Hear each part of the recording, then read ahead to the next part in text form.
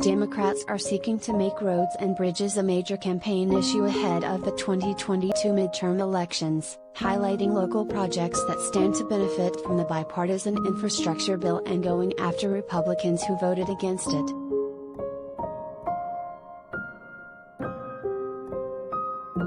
We cannot forget that our state's senior senator, Marco Rubio, fought this effort. He voted against economic opportunity and relief. Representative Val Demings, Democrat Florida, who is running to unseat Senator Marco Rubio, Republican Florida, said Wednesday at a small business roundtable in Florida.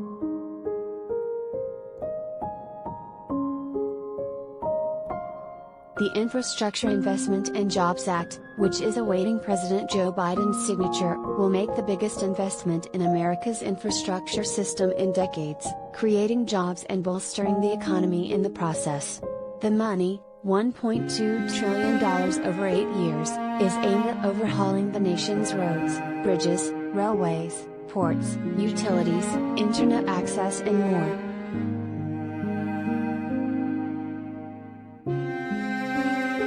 The measure is also a political boon for Democrats, especially after their losses in last week's off-year elections in Virginia and New Jersey, where Republicans made big gains.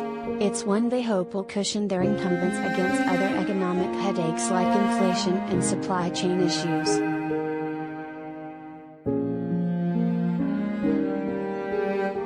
Democratic lawmakers and candidates now get to look forward to issuing positive press releases and attending ribbon-cutting ceremonies for local infrastructure projects.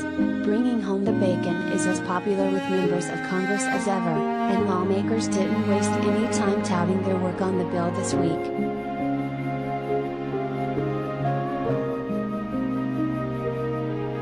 Passage of the bipartisan infrastructure package is a true game-changer for New Hampshire, Senator Maggie Hassan, DNH, who is perhaps the most vulnerable Democratic Senate incumbent, said Tuesday at a press conference by the Amoskeag Bridge in Manchester. The investments in this bill will pave the way to create new jobs, help our economy thrive, and outcompete China.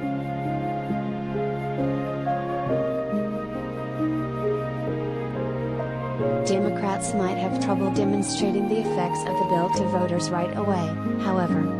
It takes time to build things like roads and bridges, and in some cases even longer for the federal government to award contracts. But the payoff could continue down the line.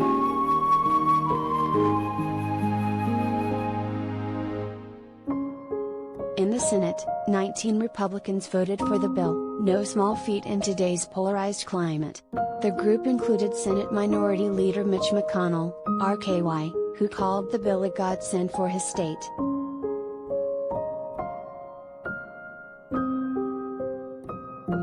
The incumbent GOP senators targeted by Democrats, Rubio in Florida, and Ron Johnson in Wisconsin, opposed the measure. So did most Republican candidates in Ohio, Pennsylvania, and North Carolina, the 3 open Senate seats next year, and the Republican candidates seeking to unseat Democrats in Georgia, Arizona, and Nevada.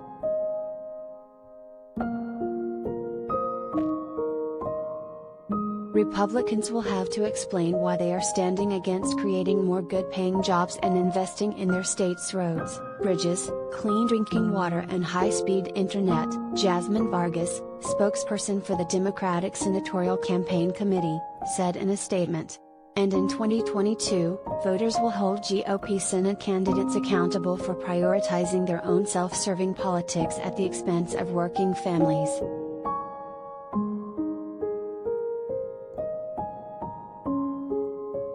In the House, only 13 Republicans crossed their aisle and voted for the bill.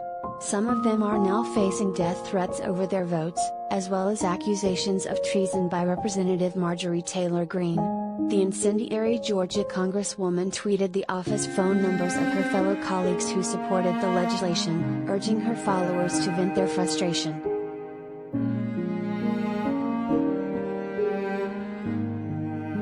What is remarkable about the split in the party over a popular issue like infrastructure is that Republicans continue to take their cues from former President Donald Trump, who proposed a large infrastructure overhaul when he ran for president but ultimately abandoned those efforts in office.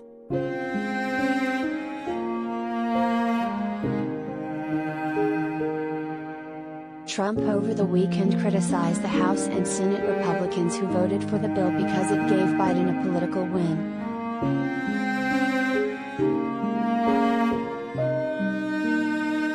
Very sad that the Renos in the House and Senate gave Biden and Democrats a victory on the non-infrastructure bill, Trump said in a statement on Sunday. All Republicans who voted for Democrat longevity should be ashamed of themselves, in particular Mitch McConnell, for granting a 2-month stay which allowed the Democrats time to work things out at our country's, and the Republican Party's, expense.